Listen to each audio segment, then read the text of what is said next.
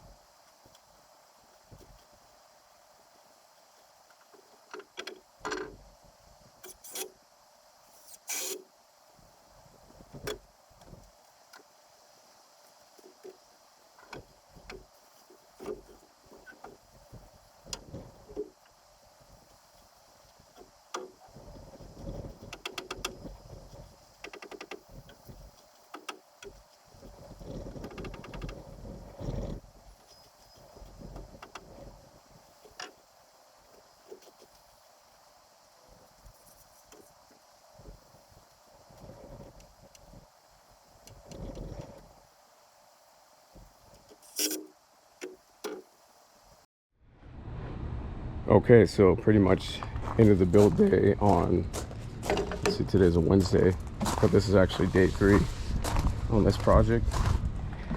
And I was able to finish all the framing.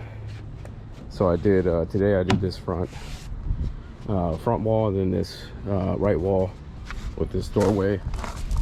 So that's all 100% framed out now. And so next week I should be able to get started on the siding and eventually start working on the roof.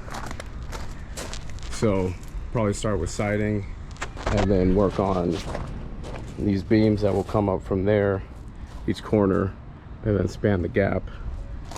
Then also on this corner. And then so once I do that, I can get started framing the roof, and but I should also be able to start the siding. Okay, so it's another week, and essentially I taken the footage yesterday on Monday, but what I ended up doing was filling up the rest of these 2x8s into 2x6s. And I made sure the lengths were going to be 12 feet, so I'm going to use this for the roof. Brought a bunch of deck boards, and what I started doing was actually putting up some of the siding. So the original plans, I'm changing things again. The original plans had a spacing of 1/2 inch, and so I put up these boards with a 1/2 inch gap, and I really liked the look of it. I thought it didn't look as nice as I think it could have looked. Of course, I only did 2 boards, so it might have looked different if I did, you know, whole wall. But I think I'm going to stick with, you know, the 1/8 gap of a nail.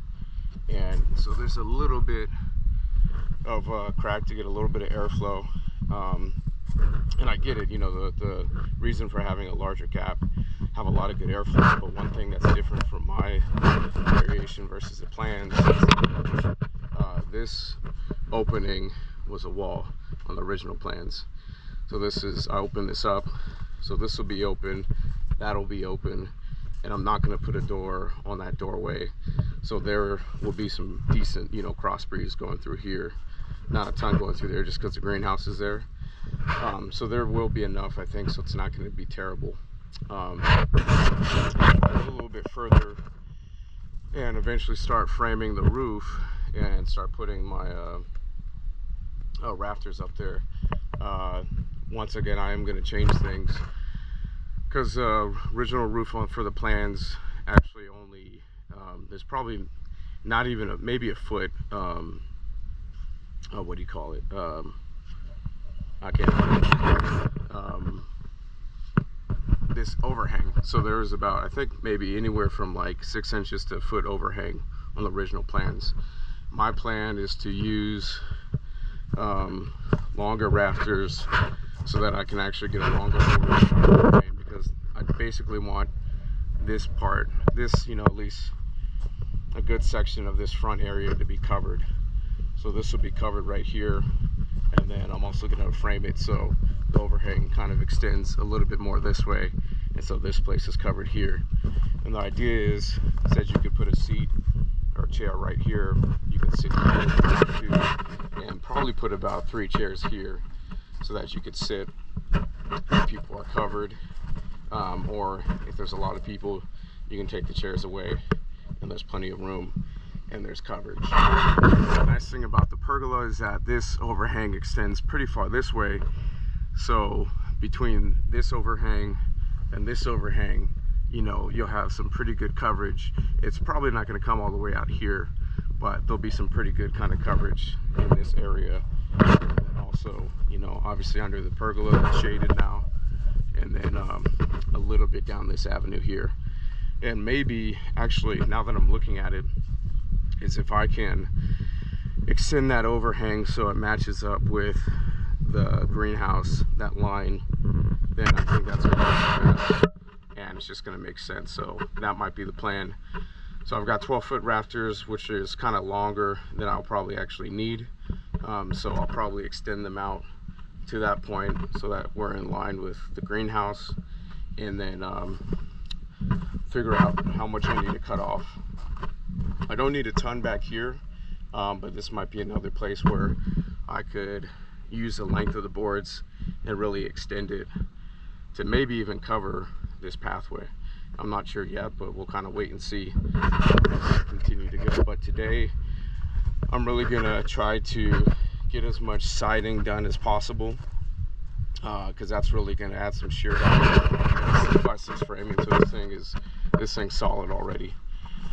And then I decided, because initially I was going to try to make some posts with the materials I had, which was going to be sandwiching 2x8s together and notching them and figuring out what I would need to get my main support post there, cross beam another one on that corner.